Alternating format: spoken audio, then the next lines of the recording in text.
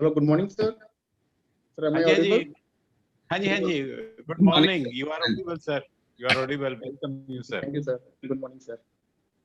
So shall we start? Yes, sir. Yes, we can start now. Yes, sir. Good morning to all the faculty members, students from different universities and colleges all across India and abroad who are joining us today. I, Dr. Vishal Puri, on behalf of Department of Environment Sciences and Department of Civil Engineering, JC Bose University of Science and Technology, Faridabad, welcome you all to the third day of the Green Technologies and Environmental Sustainability FTP program. Today, we have resource persons, Shri Ankur Mittal ji, Dr. Shiv Singh Rawat ji, and Dr. Hilary. So without much taking of your time, let's start the event with a small tribute to Mother Saraswati.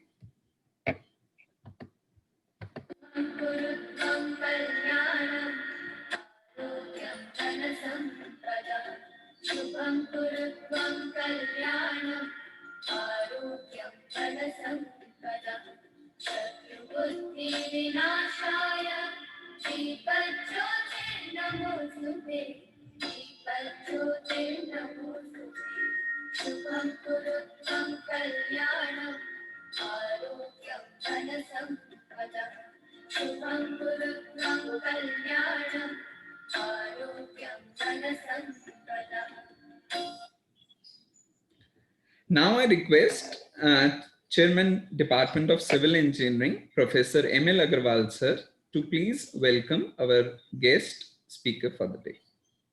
So, firstly, I welcome Sri Ankur Mittal, Manager, National Council of Cement and Building Material, in this FTP, Faculty Development Program. Many of you may be knowing about National Council for Cement and Building Material. It was established in 1963 with the objective to promote research and scientific work connected with cement, building, material, and industry. It was established in Faridabad itself in Sector 4 in 1962, and our JC Bose University was established in 1969. So even it is prior to our university.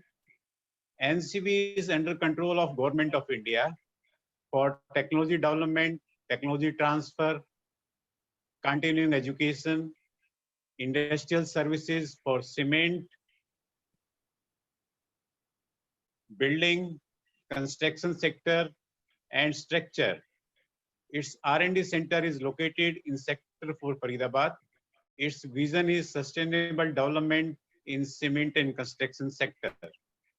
Sri Ankur Mittal is at present working as manager in National Council for Cement and Building Material. He did his MTech from IIT Delhi, and he is having 14 years of experience. He is specialized in the field of energy and environment. He will be giving a talk on solar energy initiatives, which is his field of interest. So now I invite Sri Ankur Mittal for an important talk in this faculty development program on 9th of September. Thank you, sir. Thank you, Agarwal sir. Thank you, Vishal Puri sir. Thank you, Somveer sir. And thank you, organizers, for giving me this opportunity to interact with you all, intellectual persons who have gathered here for Green Technology and Environmental Sustainability GTES program 2020.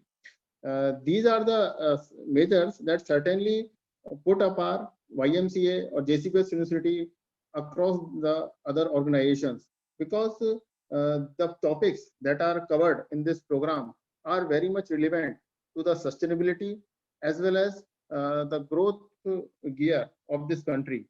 So today my talk shall be about solar energy initiatives.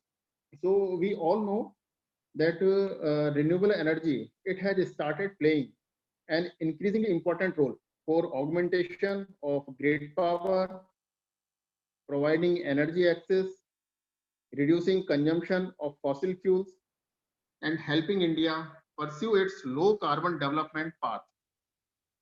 Before going further, I like to announce an important thing to all the participants. If any moment of time, if I'm not audible, please let me know so that I can correct the connection as well as audibility of my voice as well. So I was discussing about renewable energy. So we all know that there was a program that was like COP21, where India submitted its intended nationally determined contribution, that we well know as INDC, to the United Nations for climate change countries, outlining the country's post 2020 climate actions, where all the nations have committed to bring down their carbon emission level as well as to increase their energy efficiency level. When I'm talking about India, India has set a target to increase the country's share of non-fossil based installed electricity capacity to 40% by 2030. When I'm talking about non-fossil fuel based installed energy, so definitely it refers to renewable energy. India has also committed to reduce its greenhouse gas emission intensity per unit GDP by 33 to 35% below 2005 level. Again, the target year that is decided is 2030. At the national level, over the years, India has successfully created a positive outlook necessary to promote investment, to take policy changes, to take demand for and supply of renewable energy that includes solar, wind, bio, hydro, and waste to energy. In addition to grid power, decentralized distribute renewable energy technologies provide a viable option for meeting whether it's lighting, cooking, and productive energy needs in rural areas. Recently, Government of India, it has come up with a very nationwide or you can say very ambitious program that is known as NSM. It stands for National Solar Mission. National Solar Mission was launched in January 2010. It was the first mission to be operationalized under the NAPCC. NAPCC again stands for National Action Plan on Climate Change. Using a three-phase approach, the mission's objective was to establish India as a global leader in solar energy by creating the policy condition for solar technology diffusions across the country as quickly as possible. And I like to inform you that the target that was decided to achieve by 2022, that was 175 gigawatt.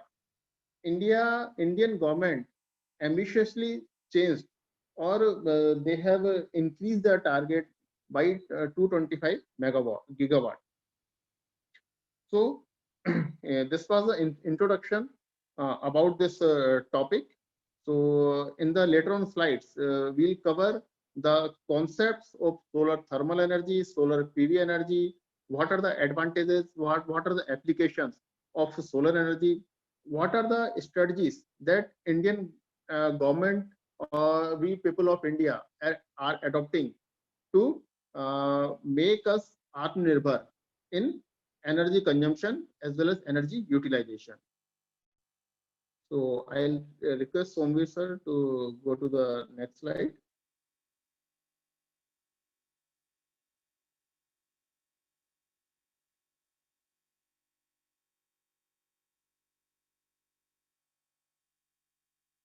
Somveer sir, am I audible? Yes, sir, please. Uh, I'm having these slides. Yes, sir.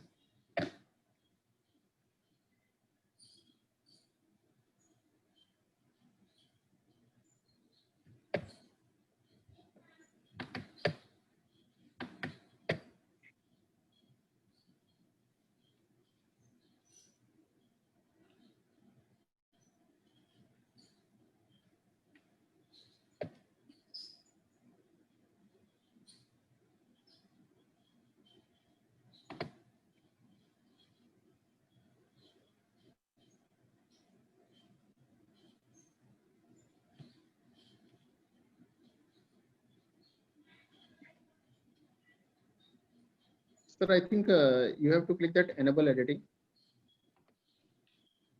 Okay, sir. I'll just do that.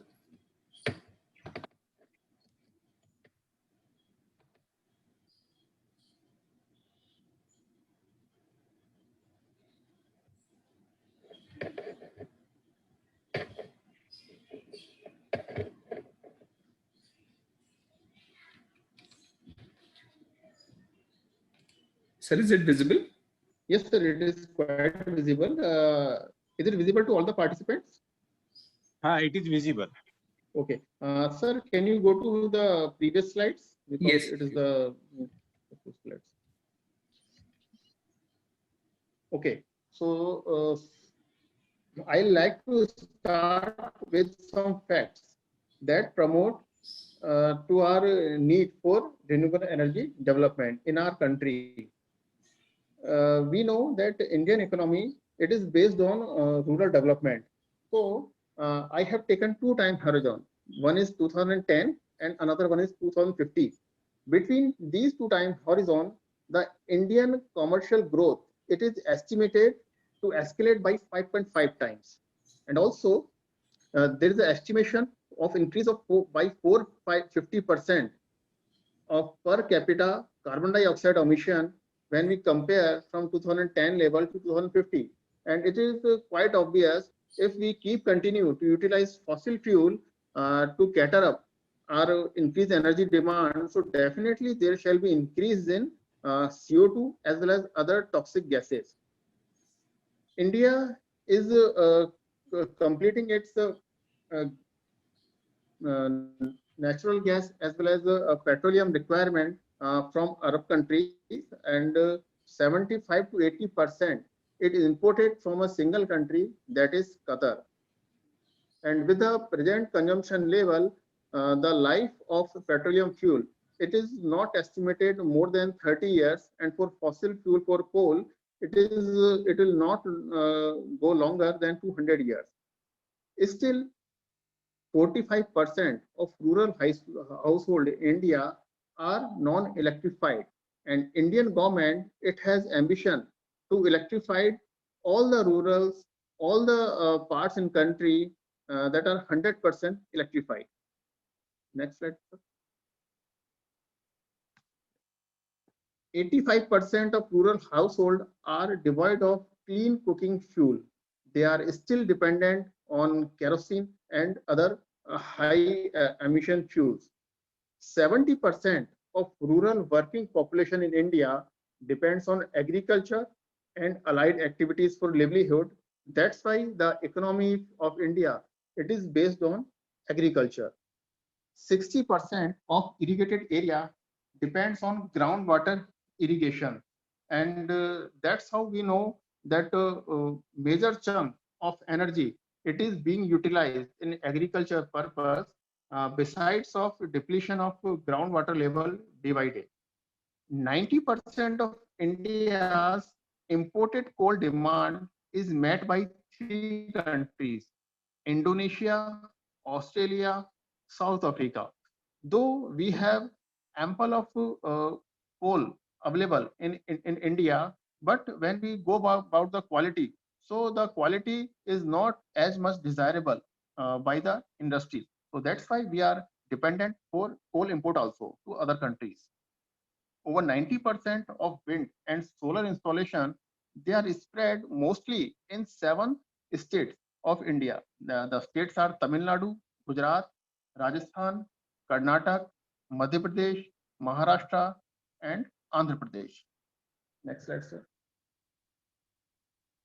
Okay. This is the classification of renewable energy between hydro energy to other forms of renewable energy.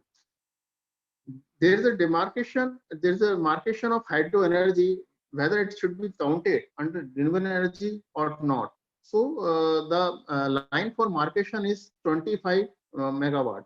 If the hydro energy plant capacity is less than 25 megawatt, it will be counted under renewable energy, and more than 25 megawatt, it will counted under non-renewable energy. Besides of hydro energy, there are other forms of renewable energy that are small hydro projects, wind power, biopower, solar power. So the thrust for today's talk shall be over solar power. We can also see that biopower can also be divided into biomass power as well as urban and industrial waste power. The second one, that stands for urban and industrial waste power, we have many examples in our surroundings that the plants are based on waste to energy plants. So some plants are in Delhi, like in Burari, and one plant is going to be commissioned soon in Bandwadi. That when we go to Gurgaon, by that hilly area, Ravli hill area, in the left side there is a Bandwari waste collection site. So there, government is planning to install a waste to energy unit. Next, sir. So now we'll start with solar energy. So what is solar energy? Solar energy is, in a layman definition, it is known as energy from the sun.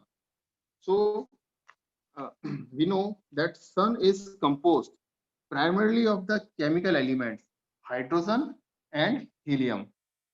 At this time in the sun's life, the contribution of hydrogen and helium gases is 75% and 25% respectively. This percentage of gaseous composition in the sun is based on mass criteria. And also there are some heavier elements called metal, but they account for less than 2% in the sun's mass. The sun's original chemical composition was inherited from the interstellar medium out of which is formed. Originally, it would have contained about 71% hydrogen, 28% helium, and 1.5% heavier elements. The hydrogen and most of the helium in the sun would have been produced by Big Bang nucleosynthesis in the first 20 minutes of the universe. And the heavier elements, they were produced by previous generation of stars before the sun was formed. Now the question comes that what is the method by that the energy is created within the sun? So the concept is known as fusion. So by the fusion process, there is a generation of energy within the sun. Basically, fusion is the reaction in which two atoms of hydrogen combine together, or we can say they are fusing to forming an atom of helium. In the process, some of the mass of hydrogen is converted into energy. The easiest fusion reaction to make happen is combining deuterium, and we also know the deuterium as heavy hydrogen. With now there is a combination of deuterium to the tritium. They both are isomers of hydrogen. These isomers make helium and neutron. That is the result of chemical reaction that is better known as fusion of hydrogen atoms. Deuterium is plentifully available in ordinary water. Tritium can be produced by combining the fusion neutron with the abundant light metal like lithium. So fusion has the potential to be an inexhaustible source of energy. And we are well aware about this fact that from millions of years, we are dependent on the sun's energy. Now, this energy can further be divided into two types. Either it can be achieved by thermal energy or it can be achieved by electrical energy. Thermal energy, actually, it is the passive method of uh, getting sun's useful energy. By that, we usually heat up a working fluid by sun beam and diffuse radiation. This hot working flood is further used for low temperature application, low heat application. There is another way, and that is the most popular way, that is electric energy. By that, directly sunlight is converted into DC current by means of PV cells. I have covered some slides related to the method of generation of electrical energy by use of PV cells in later on slides. So these PV cells are semiconductor that produce direct current by means of inverter. This direct current is further being converted into alternative current, AC current, that we use in our utilization purposes. So with a due respect, I'll describe some facts about the sun. The sun is having diameter that is 120 times greater than the earth, and the distance of this universal source of energy is 93 million miles from the earth. The sun actually it composed of layers, and the layers are having temperature accordingly. The center layer, that we also known as core, it is consisting temperature of the nature of 10 raised to power 6 Kelvin. The outer surface, that is better known as photosphere, it is having effective black body temperature of around 6000 Kelvin. Next. Yeah. So now, why only solar energy? World Energy Conservation, it predicted that the fossil fuel that we are currently using, they have some certain life. Like I already told you that if we keep consuming the coal at the current utilization rate, it will not go beyond 200 to 300 years. And petroleum deposits, they will not or they will deplete in next 20 to 30 years.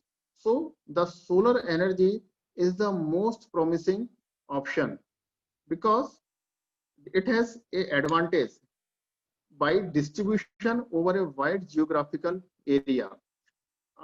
We can understand that the intensity shall be different as per the longitude and latitude of the location, but solar energy is distributed over a wide geographical area, and this ensures that developing regions such as India have access to electricity generation at a stable cost for the long-term future. And our government has taken a clue from this point, and we are vigorously increasing our solar PV or solar thermal generation capacity. The huge consumption of fossil fuel, it has caused visible damages to the environmental in various forms. Likewise, we see that these are not only responsible for GHG emissions, responsible as well as other means diseases that are related to pollution. Now, this is about Earth's energy budget. This presents some very interesting figures that we are not able to capture 100% of solar energy because there are many mediums that either absorbs or reflects sun energy to the atmosphere or within themselves. In this illustration, we can see its incoming solar energy. It is 100%. So 49% of this total energy is reflected into the atmosphere, into the clouds, into the Earth's surface, etc. But we should not be happy that this 51% can be utilized further. because this 51% is also again having some losses in terms of convection losses and radiation losses. Convection and conduction losses are related to the air that is in the vicinity of the surface. This surface get heat from the hot surface of the earth, and it again either absorbs the energy or radiates energy into the space. So effectively energy that we can capture from the sun is hardly 25 to 30% out of total available energy. Now, question of efficiency come. The scientists, they are working hard to increase the solar PV cell efficiency, but still on a consistent level, they are able to achieve efficiency maximum by 15 to 18%. So we can imagine that already there was 70% losses of total solar energy, and out of available 30%, again we have to lose energy into are inefficient operations as well as inefficient equipments. There is a limitation of efficiency of the equipments. So scientists are working day by day so that we can increase the efficiency. So the crisis of energy, it can be mitigated, as well as the dependency over the non-renewable sources. It should also be minimized. Next slide, sir. Okay. This is the discussion about solar radiation. Solar radiation, it has some waves, and again those waves can be classified as per their wavelengths. There is a general classification of solar radiation into ultraviolet rays, visible rays, and infrared.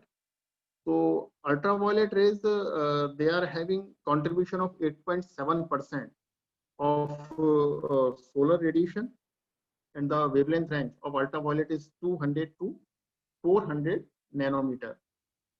Visible ranges of these solar radiations are having a wavelength of 400 to 700 nanometer, and they comprises 36.2% of total solar radiation. Now, the third part, that is infrared radiations, that is having a very wide range of wavelength, that is 700 to 2500 nanometer, and having contribution of 53%. It can be used in for the conversion of solar energy into solar thermal and solar PV. So again, we have taken up only this component of infrared radiation of total solar radiation, and we can see that up to 700 to 1100, the infrared waves are termed as near infrared, and above than 1100 nanometer, they are known as infrared and far infrared. The range is from 1100 to 2500 nanometer. Now, the lower range, that is having near infrared radiations, are used for silicon PV efficient uses, and the upper part of these radiations are used for only heating or thermophotovoltaic. Solar radiation level, they are known as average radiation outer space, and the basic data for the solar radiation is 137 megawatt per square centimeter. And radiation on Earth's surface, there is voltaic form of radiation, either diffuse or beam. Now the question comes is, what is the diffuse beam radiation and what is diffuse radiation? Previous slide, sir. Sumit sir, previous slide. Yeah, actually I was discussing about this beam and diffuse radiation. So beam radiation is the solar radiation that is received from the sun without having been scattered by the atmosphere, and Diffuse radiation is that received from the sun after its direction has been changed by scattering by the atmosphere. So this is the definition of beam and diffuse radiation, as well as the difference between beam and diffuse radiation. One that is received without scattering, and the another one that is received after scattering. The, the without scattering known as the beam radiation, and with scattering is known as diffuse radiation. Now next slide, sir. Okay. Now I'm going to discuss a very interesting journey of this solar energy utilization. So the journey started in the year 1838 when Edmund Becquerel observed materials which turn light into energy. Though it was on a very nascent stage, there was a non-development of any advanced technology, and it was only very starting. But this was the seed that was planted in 1838, and now in today's time, 2020, we can see that how it has grown up in a very big tree. So later on, after 40 years, in 1876 to 78, William Adams, he wrote a first book about the solar energy. The title of this book was A Substitute for Fuel in Tropical Countries, and it was able to power a 2.5 HP steam engine. Now, anyone can ask that what are these tropical countries? So, more specifically, it is the countries. I'm interrupting, sir. If any moments of time I'm not audible, please let me know, sir. Till now, am I audible, sir? Yes, sir. Yes, sir. Okay, sir. So I was talking about tropical countries.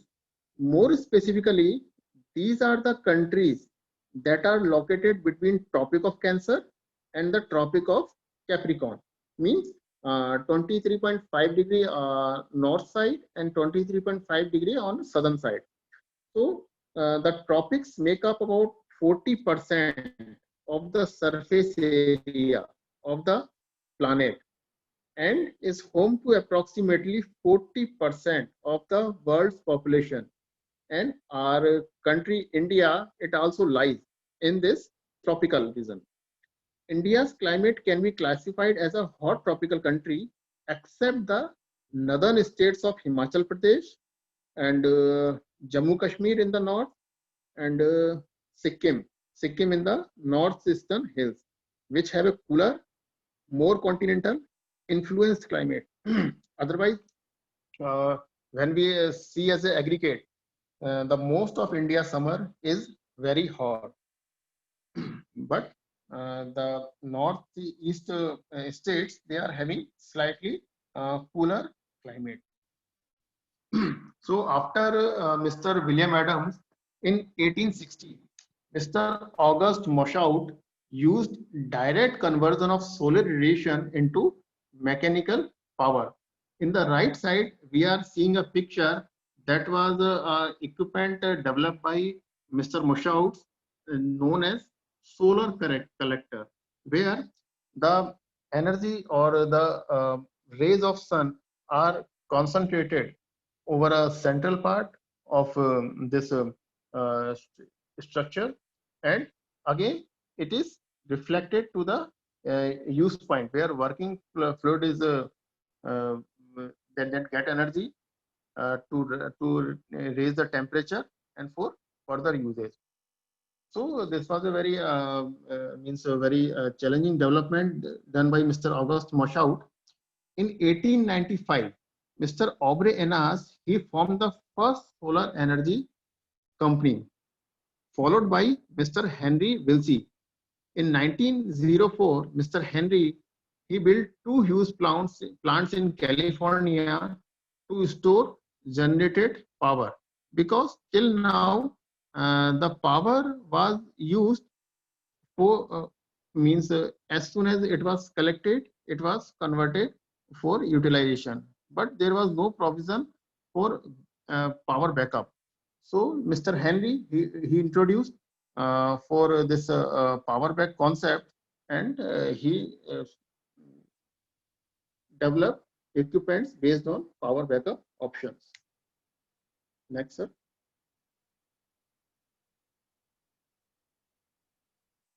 After Mr. Henry, Mr. Calvin Fuller, Gerald Pearson, and Daryl Chaplin, all these three, they made a very famous laboratory that we still know as Bell Laboratory.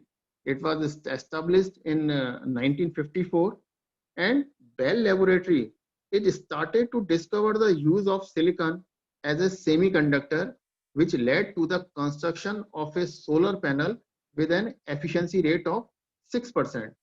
So 1954 it was 6%. Today in 2020, in a consistency level, we have reached up to 15 to 18%. Here, I like to tell about the quality of silicon. It is known as semiconductor, means it is a material that lies between the metal and insulator. So why metal can't be used as a PV cell and why insulator can't be used as a PV cell, in the later on slide, we can discuss upon this issue. So after Bell Laboratories, 1956, the first commercial solar cell was made available to the public. But here you should see the price. It was as expensive as $300 per watt, and it was in 1956. And we can imagine that how expensive it was, because there was a huge value of $300 in 1956. So there was a very ambitious concept to launch a satellite that was using solar energy to generate electricity. So it was a Vanguard. Vanguard, it is the oldest satellite, and this satellite is still orbiting the Earth. Vanguard 1, it was launched on 17th March 1958 from the Atlantic Missile Range. And this was the first satellite that used solar energy to generate electricity. Now, we are heading towards a blessing in disguise moment. So that came into 1970. Sir, previous slide, sir. Last point, sir. Yeah. So in 1970, we are well aware that there was an energy crisis. So we can say that it was a pressure, or we can say it was a mother of invention, that is known as necessity is the mother of invention, that scientists worked over the efficiency of solar energy utilization, and the price we can see that is dropped dramatically, directly from 300 per watt to 20 per watt. We can see that there is a 15 times reduction in the price of solar cells by this energy crisis, because we were forced to look upon other options than oil-based options. Next slide, sir. So this is a slide. For that, I was discussing earlier also that why means semiconductors are used for this PV cell purpose. So in the right side, we are seeing the structure of photovoltaic cell. So there are actually material that is having N layer and P layer. So N layer is generally electron rich layer, and P layer is known as proton rich layer. So or we can say it's a positive charge, and N layer has negative charge. When we are referring metal, that why can't metal be used as a PV cell, they have overlapped region of this N layer to P layer. While in insulating material, there is a long energy gap between N layer to P layer. So electron can't get enough energy to jump from n cell to p layer. So there is no flow available of electron. That is the definition of electricity, because we all know that electricity is known as flow of electrons. So in insulator, it is not possible due to large gap between these two layers, and in metal, these two layers are overlapped. So definitely there shall not be any flow, because electron shall not require to cover a gap to transit between one layer to another layer. But semiconductor, they have the quality, they have some certain Fermi level, energy level, so that when an electron is excited from n layer, it goes to p layer, and there is a starting of flow of electron. So that's why DC current is being generated. So sunlight hit the solar panel and it is absorbed by semiconducting materials such as silicon. And this sunlight, it is already having some photons, and that is having energy by h nu. And these photons, they have capability for providing excitation energy to the electrons. So by this excitation energy, electrons are knocked loose from their atoms, which allow them to flow through the material to produce electricity. This process is called the photovoltaic effect. So this is the definition of photovoltaic effect, or popularly known as PV effect. An array of solar panel converts solar energy into DC power. So what we are getting energy from the PV cell, it's DC current. So we apply an inverter to convert this DC current into AC current. That is being used at utilization level. So this AC current is further distributed to appliances or lights in the houses. So this is the concept of generation of DC power from PV cell. Next slide, sir. Yeah. So now this is discussion about solar panels. We all know that the limitation by the PV cell without any backup power was that it can be used in the daytime only, and the lighting applications, they are meant for nighttime. So this was the limitation, and this limitation is stopped up by battery system. So this battery system, actually it stores power in DC form, and whenever there is a no generation of power from solar radiation, either due to adverse weather condition or non-availability of solar radiation into night time. So this backs up the power and provides to the household by means of inverter. Now, there is a one popular concept that is being popularized in country known as net metering. So what is net metering? So in a house where we are providing this solar PV arrangement, simultaneously they are also connected to the grid. So there is a up and down concept that once a generation of solar power is sufficient to our use, so in that case the solar energy, that AC power, it flows back to grid. And whenever there is a reverse condition, so whenever there is generation of solar power less than the desired level, so there is a flow of electricity from the grid to the house. So ultimately, at the time of observation, whether it may be 15 days or 30 days, the net balance of this reverse flow and positive flow is converted into the chargeable electricity. Either it can be an incentive to the household, or we have to pay net amount to the grid for the additional units that we have taken up from the grid. So this concept is known as the net metering concept. Next slide, sir. So solar PV in India, it is getting up pace day by day.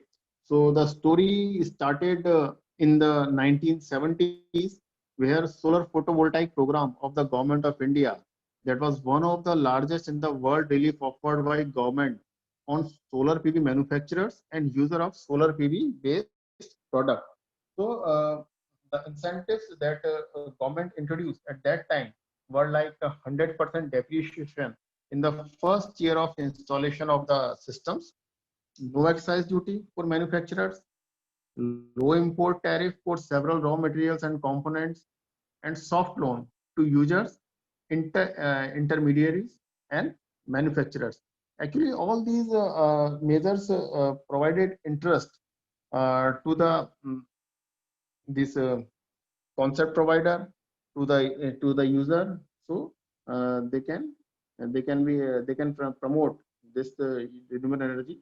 And in the right side you can see that a stamp was also launched by Indian government that was to promote solar energy in the country. Next slide, sir.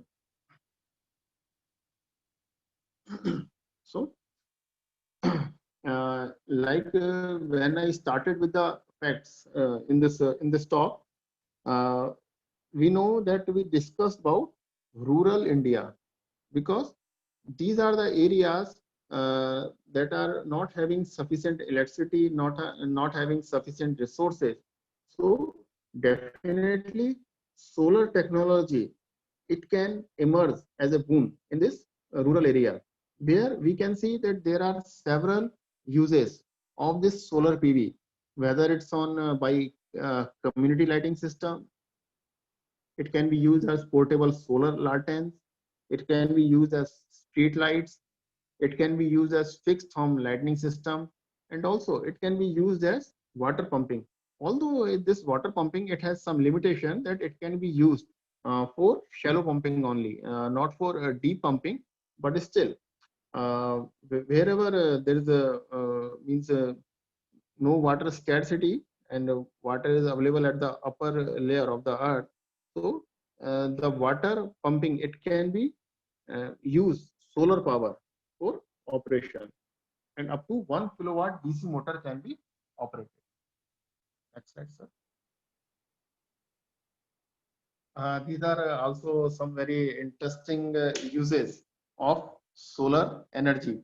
In the pictures, we are seeing that there is a solar powered auto rickshaw, and in Delhi, sometimes nowadays, sometimes we can see that some of auto rickshaw are applying these concepts, and we are pretty sure that in the coming time we'll see most of the vehicles that will run over the renewable energy sources. Soon, actually, there is a trial going on for hydrogen energy uses in the transport buses, and by this year end or by the early of next year, 1,000 buses based on hydrogen fuel that run over the roads of Delhi. In this slide, we can also see that there is a solar powered vehicle that is known as Helios. This Helios, it is developed by NASA. So it is a very advanced application of solar energy as a practical application. Next slide, sir. Also, some interesting applications are Odysseus and Quant. So Odysseus, actually, it is a semi-autonomous war machine, and number of heliostats that are applied over the surfaces as to this machine, where it directly catches the beam radiation of the sun and converts the energy for the requirement for its operation. You are also seeing a very advanced car the car is modeled as quant. So the speed of this quant is still on development level, but this is a starting of uses of this solar application, because in the earlier times we could see that there were some limited applications only. Likewise, for heating of the water, or for means uses of electricity for latent purpose or solar LED purpose. But these are very advanced uses of this solar energy. Next slide, sir. This is very popular applications that you are seeing over this solar energy, that is solar street light, solar cooker. Actually, the the limitation for this solar street light is that wherever there is a high level of pollution, so the surface of these solar cells, they are contaminated with the dust layer, and accordingly the efficiency, it goes down for this lamps. But nowadays there is a advancement over the surface material of this PV cells. So that's why they have inherent property to uh, reflect back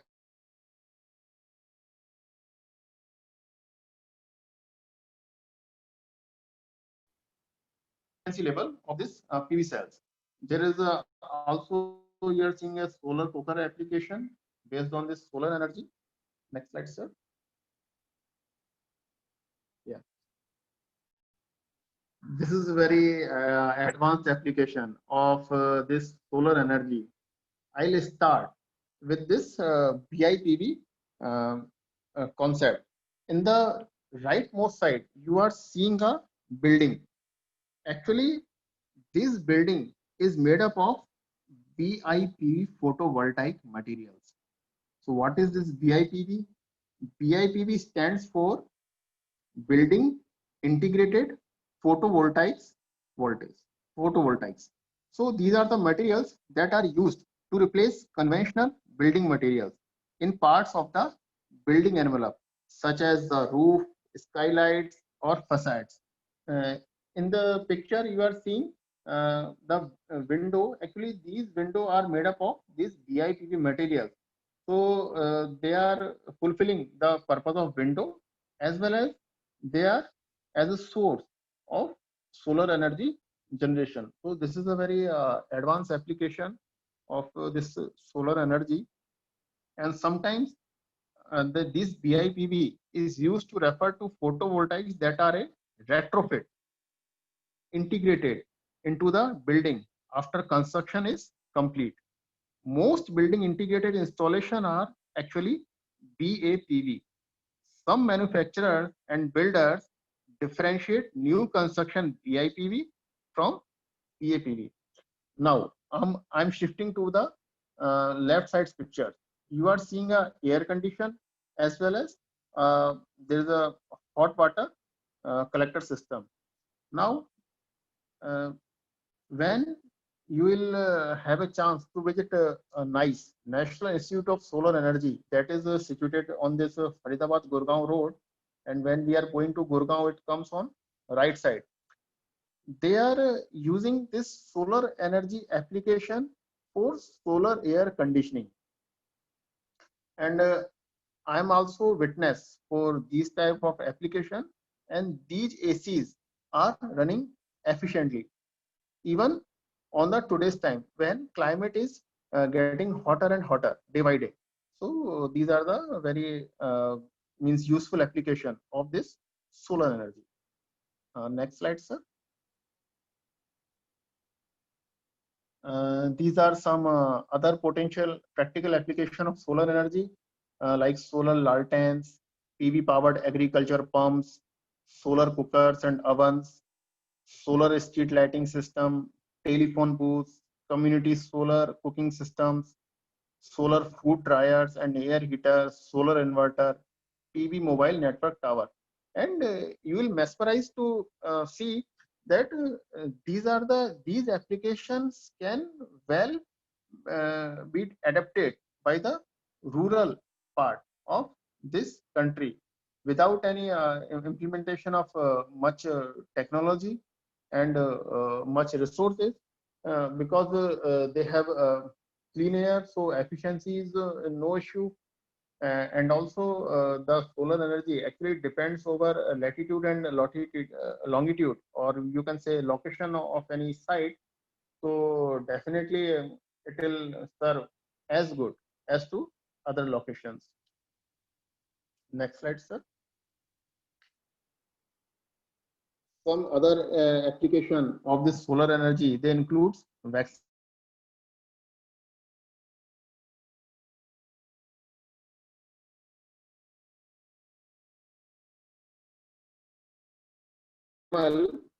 Is actually it is transporting medicine to remote area, and especially those medicines that requires refrigeration. So we can see that how beautifully a technology can be used in a area where resources are always a issue. Water desalination and purification industrial process, heat dairy and other small scale units, electricity to hospital, school, and remote region, improve health and literacy development. So I'm sure that these applications they always mesmerize to see, because earlier we used to know that it is used for lighting purpose only, it is used to heat up water only, but here you can see that numerous uses of this solar energy. Next slide, sir. Yeah. So the solar energy, it can also be used in a standalone system, in tail and grid solar power projects, in programmatic clean development mechanism, that is better known as CDM approach, by combining several small solar systems. Now there is a one more beauty about this solar energy, that when there is a add up in infrastructure, so without any much hassle, we can increase the panels for the solar PV cells and cater up our requirement very easily. Here you can see there is a flow diagram that how energy it is traveling from sun to our appliances. In the right side, you are seeing a heliostat, that is a concentrate, which is having a concentrator or having receiver that directly receives the energy in the form, mainly in the form of beam radiation, and it concentrates the energy to a working fluid tank, where working fluid is getting heated and further utilized for some applications. Next slide, sir. These are the buildings, and you can see that for community benefits, these solar energy are being utilized in massive applications. In the left side, you can see this is the world's largest solar steam cooking system, and it is capable to prepare 30,000 meals per day, and it is situated into Tirupati. In the right side, this is Sri Sai Baba Sansthan, Shirdi, where it is having capacity of 3,000 devotees. Okay, and the requirement for their room applications, whether it's a light, fan, geyser, and other purposes, all the requirement is being catered up by this rooftop PV systems. Next slide, sir. Okay, there are some locations, or we can say remote locations, where electricity access is not very much easy. Likewise, offshore navigation systems for lighthouse purposes, where these systems, in the bottom, you are seeing a floating PV cell concept, and these are becoming popular day by day, because they can be very much used in offshore purposes without any much investment. Because you can imagine, if we were using electricity for getting energy, so So it will having a very much expensive to cater up the electricity requirement. But when we are using floating solar PV cells, it can be uh, get with very minimal investment. So there are PV electric vehicle buses. They are under development stage.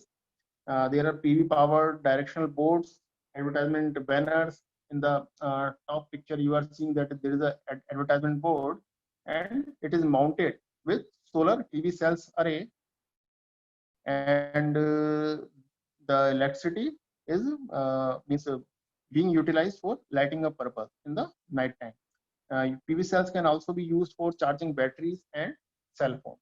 So these were the probable applications. Although the list is very much exhaustive, but uh, these are very much sufficient to draw our attention for the solar application uses. Next slide, sir.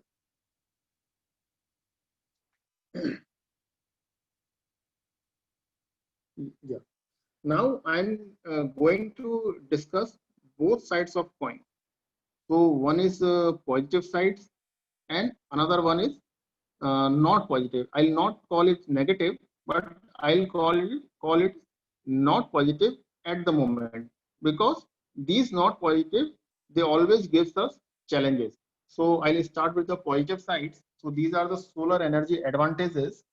They actually saves our money, because once the our investment is recovered, so but after that time the solar energy is practically free, because it is having very minimal operation and maintenance cost.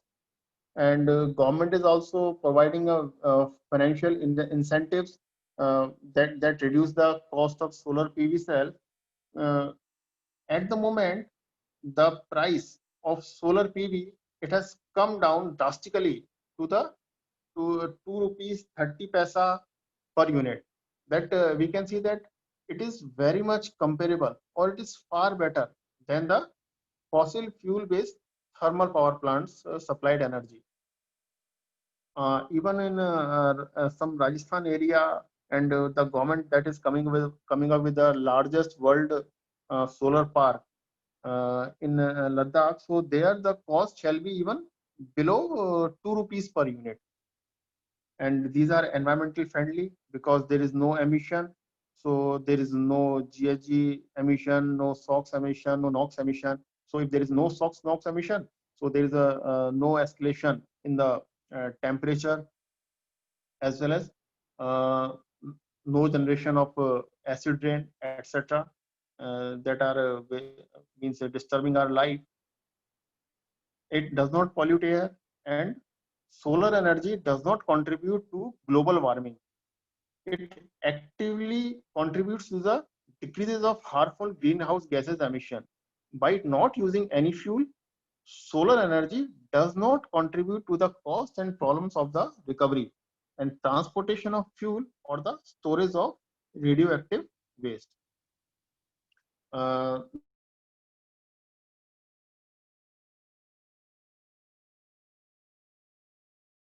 to the solar energy advantage. These include low or no maintenance. Solar energy systems, they are virtually maintenance free and will last for decades. Once installed, there are no recurring costs. They operate silently, have no moving parts, do not release offensive smells, etc. Next slide, sir.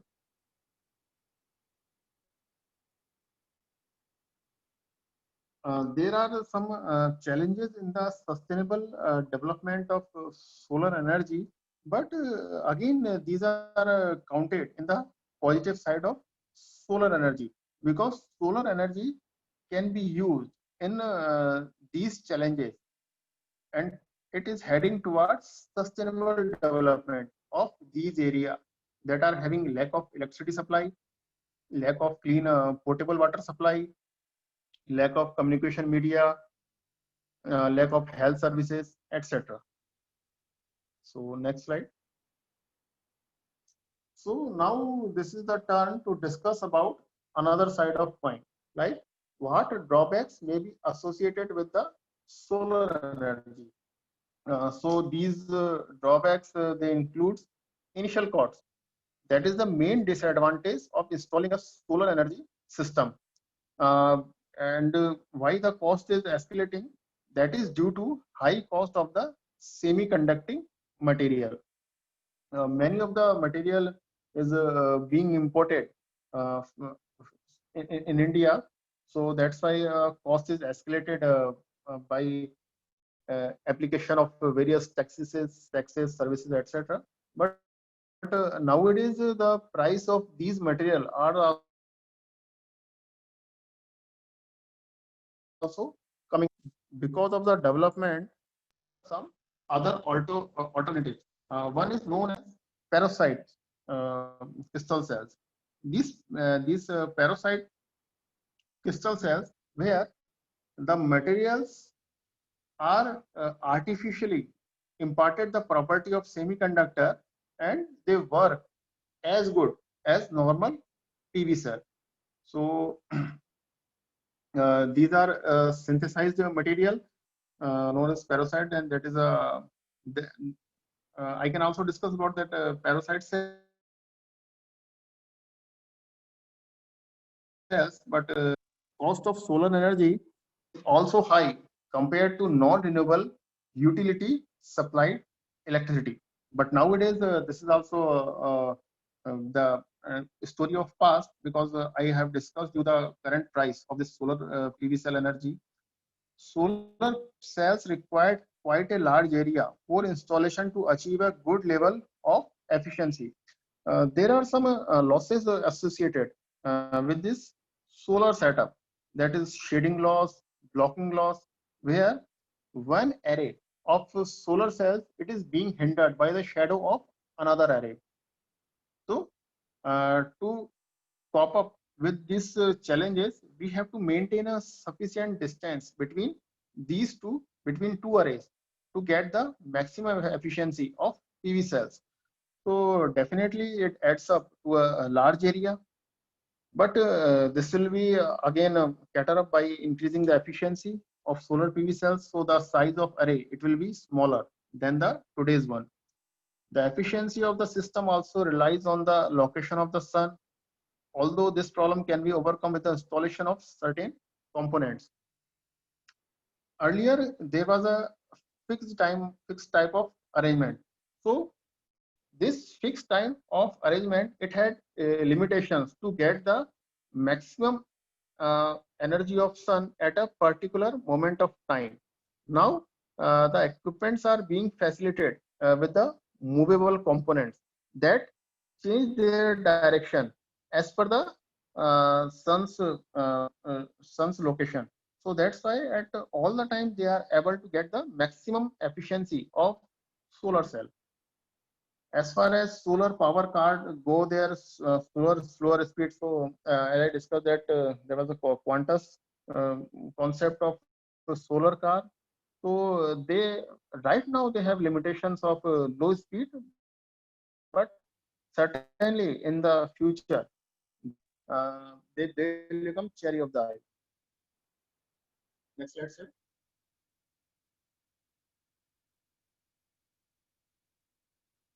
So next slide. Yeah. Now there are now I have come to the last phase of this talk, where I talk about the capacity or some facts and figure that keep us aware about the current generation capacity, growth rate of solar power, what are the advantages that government is providing, what is national solar mission, etc. So here we'll discuss about generation capacity. In the left side, you will see that there is a means a continuous increment in the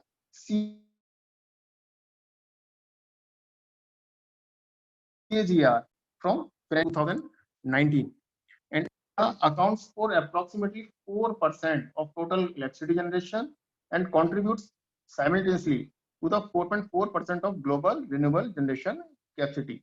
And yesterday there was a very big seminar of actually it was the first wave seminar by International Solar Alliance. For that, India has emerged as a leader.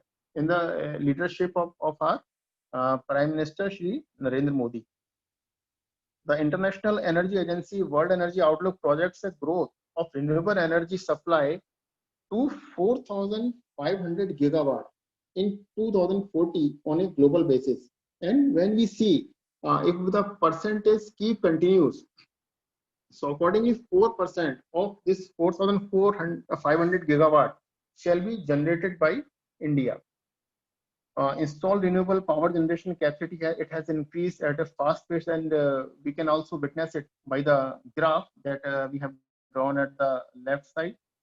So as of January 2019, total renewable power installed capacity in the country, in India, it stood at 74 gigawatt. And accordingly, we have revised our 2022 target. Earlier it was 175 gigawatt. Now we have increased it to more than 200 gigawatt.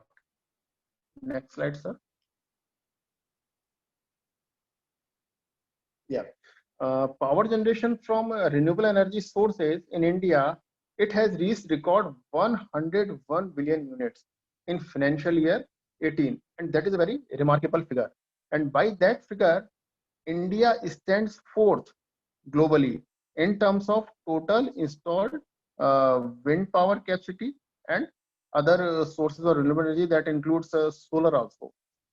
Solar installation in India, it is expected to increase 360% by 2020, because in earlier slides we see that there is a potential in India for increment in our usage by 5.5 times. Right now, per capita electricity consumption in India, it is 1100 units. So a single person on an average, it consumes 1100 units per year, but the global average is 6,000. So we can see the potential to reach up the global level and to sustain and to further cross the global energy consumption level. The total solar energy production in the year 2018-19, it was 27 billion units. Next slide, sir.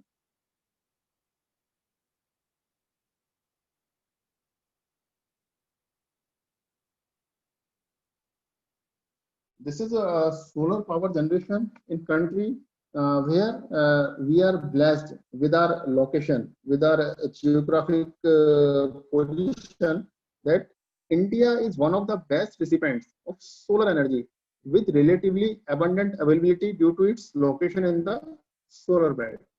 As per the geographical location, countries are they are categorized into solar belt.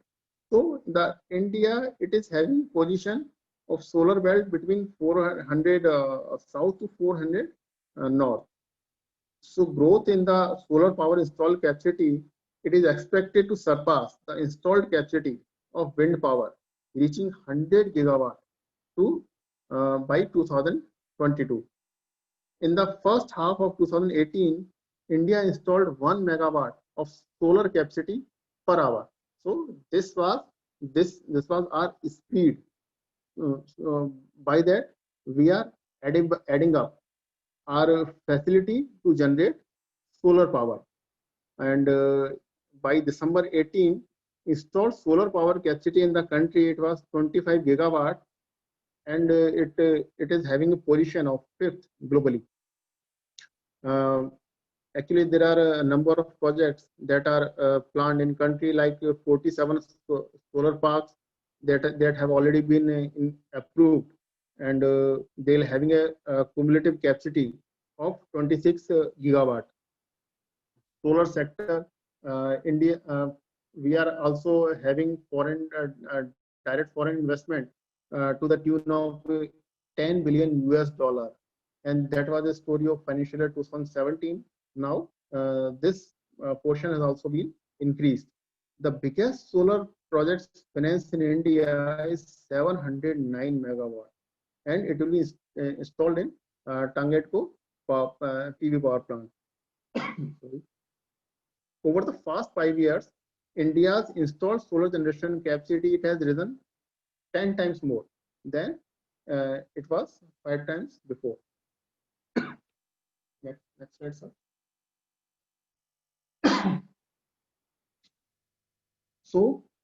we are able to keep our position fifth globally.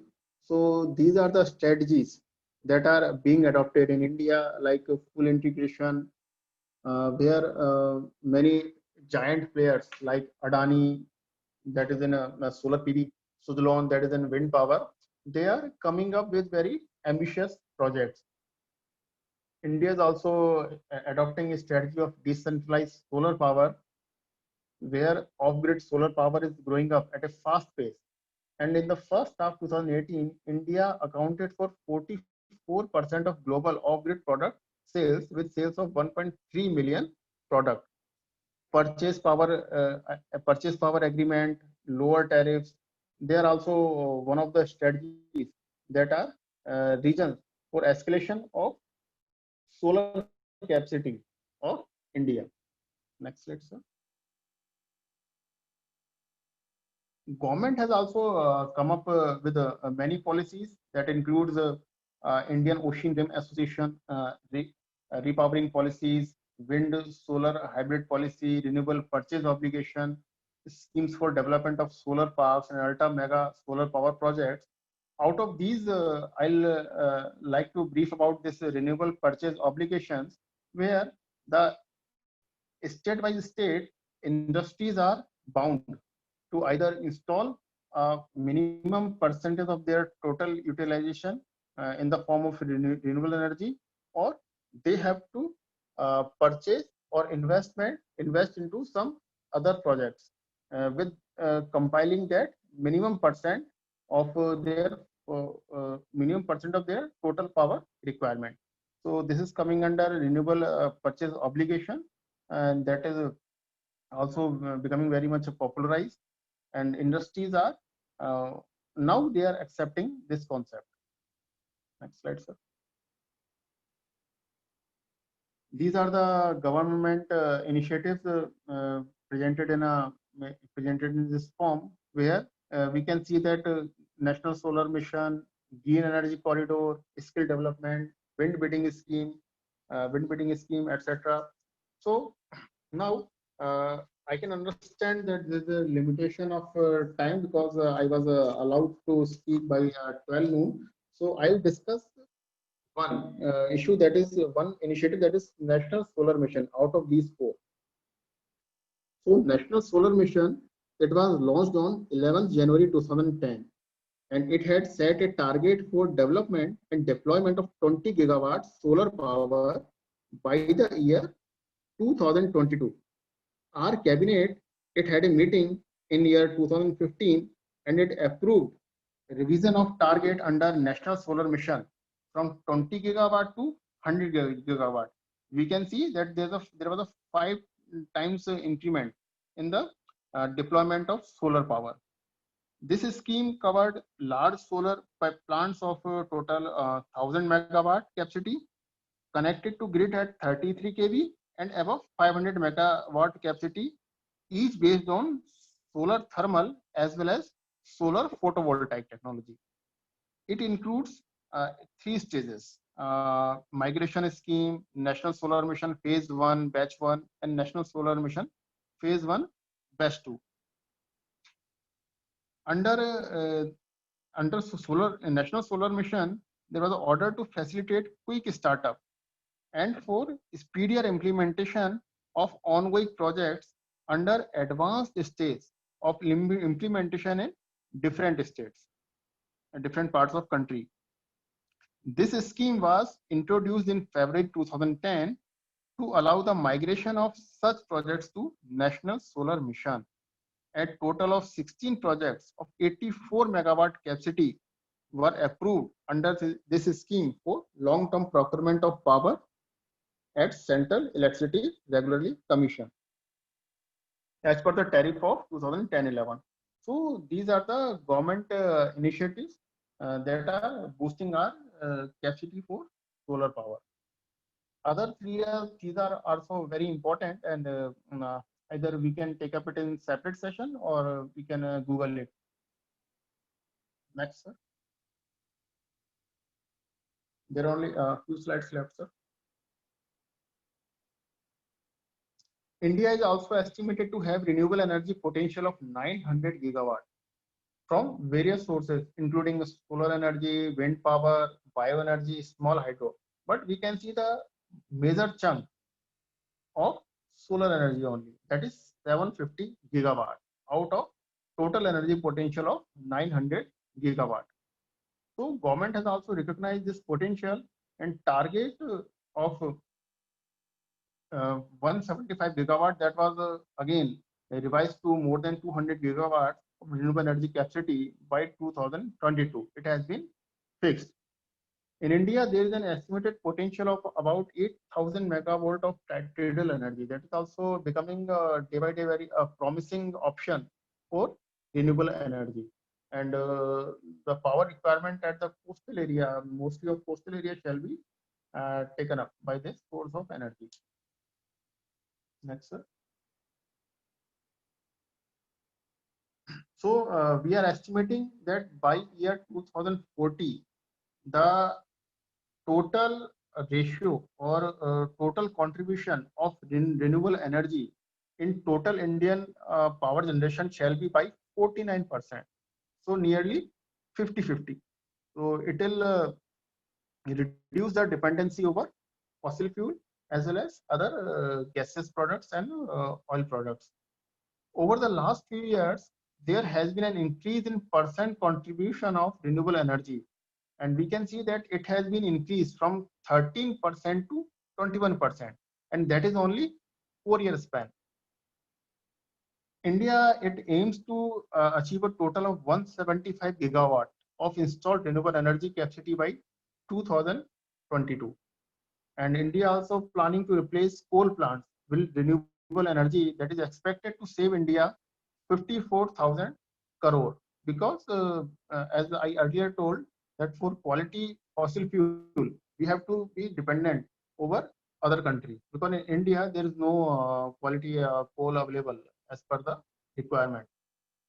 So about 5,000 compressed air gas plant will also be set up by 2023.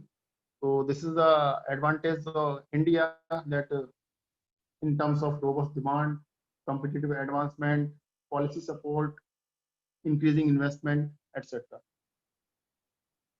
So now I have come to the last slide, and actually this is a message that a 1 kilowatt home solar system, it will prevent approximately 170 pounds of coal from being burned. And if we are able to save this 170 pounds of coal, then ultimately it will result into less reduction of CO2 by 300 pounds into the atmosphere. And it also will save the water from being consumed each month that is required for power generation. So how it is possible? So these are the tools for this adoption and acceleration. Like there is a requirement for more incentives like feed-in tariff, net metering, rebates, etc. We have to invest in R&D also. So and also we are doing very well. That we have seen that there are many missions driven by Indian government, whether it's a national solar mission or green corridor mission and others. And also India has come up with very fantastic policies. So we should be sure that in coming time, we'll surpass the target of solar energy generation in our country. So this was all from my side. So actually, I have tried to cover the topic in the given time and with the best capacity of myself. Still, I think that there is always a chance of improvement, but we can now take up some questions if moderator allows. Thank you, sir. Thank you for a detailed technical session on solar energy initiatives. Now, since we are already short of time, maybe we can have a few questions. Sir, the few questions I will just take. Suman Bhattacharya has asked, what are the main logistic channels for distribution of solar lamps in rural sector of India? Yeah. Sir, actually, these channels depend over the infrastructure that are available for intrastate movement as well as interstate movement. We can see that there are some very good rail arrangements, or we can see that there are some very good road arrangements, like in Gujarat, where these mode of transportation is much comfortable as well as much feasible as compared to other modes. So this depends over state to state as well as within the state infrastructure. He's also, sir, asking a question that is the solar energy completely free of harmful effects, or are there any drawbacks also involved, especially in electric vehicles for the disposable of battery? Yeah, actually, there was always a issue of power backup from the solar energy, and still we are coping up with that issues because battery backup is always not very comfortable. But as soon as the efficiency of solar PV cell, it will increase, because right now it is hardly 70 to 80%. But when it will increase, so it will be as popular as e-vehicle, because right now e-vehicles has already been introduced, but with the efficiency increment of PV cells, the requirement of storage as well as the more mileage of these vehicles can be achieved by this solar cells. So there is one question by Niharika Kaushik. She has asked, are there any alternatives to bulky solar panels? Yeah, actually there are options available right now for this solar bulky panels that are known as perovskite cells.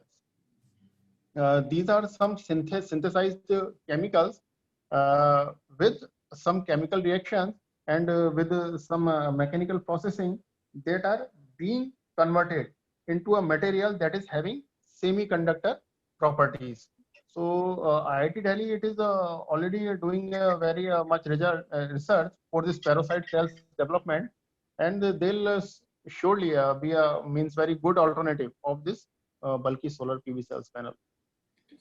Sir, there is also a question by Monica Rani, can the solar energy actually make India Atmanirbhar? How is Yes, it useful? definitely, Yes. definitely. Because you can see that by 2040, 49% of energy shall be catered by these renewable energy sources. And out of total arrays of available options, most of the means requirement shall be covered by solar cells only, and that we are seeing as per the current research that has already been taken up. But if there is any remarkable changes in the increment of efficiency as well as some other alternatives like perovskite cells, so definitely it is a promising option, and it will move India to a Atmanirbhar concept. And sir, one last question. It's about Pankaj Gupta has asked, what all are the agencies at national and international level that are actually helping in the funding process of the installation of solar power plants in India? Yeah, actually there are very much consultants available, and also India has emerged as a leader in Indian solar alliances, where many of the technology provider, many of the these equipment manufacturers, many of these battery system providers they are aligned to this ISA.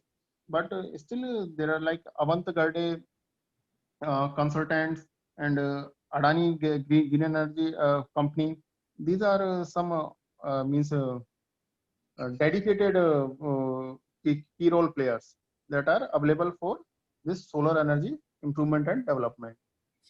So Dr. Somveer has just also asked that, are there any policy to track and control the hazardous pollutants associated with the PV cells? Yes, sir. Actually, it is not mandatory in India, but soon in the coming time, it will become mandatory. India is having a policy of e-waste management.